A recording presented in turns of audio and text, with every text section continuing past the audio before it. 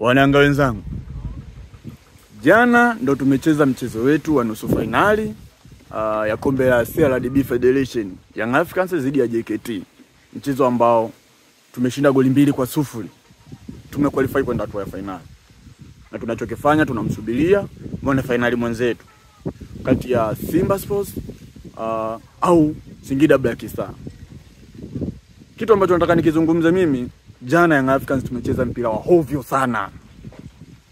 Ile game ilikuwa sawa kushinda goli 2, kwani goli kuanzia goli 4, 5, kina Nzengeli kina nani hao wanafika golini pale wanapotoa mipira nje, alafu tunaanza kusingizia uchawi. Mara ngapi sisi kamera Young Africans zinanasa wachezaji wetu wanachimbia madawa na roga kibao, alafu wewe mnaanza kusingizia uchawi. Semeni labda uchawi wa JKT umetuzidi nguvu sisi Young Africans.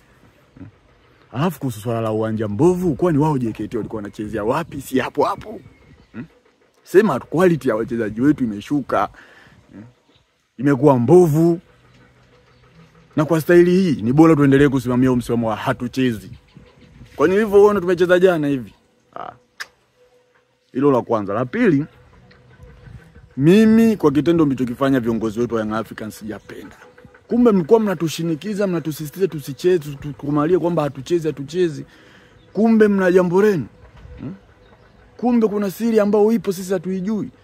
Kumbe kipenzi cha wanayanga Bwana Shemeji anaondoka. Na game yake ya jana ndio ilikuwa game ya mwisho. Jamani, kumbe mnatushirikisha mambo mengine na sisi mashabiki kama haya mpaka tunaanza kusikia mitaani kumbe Master Kia anaondoka.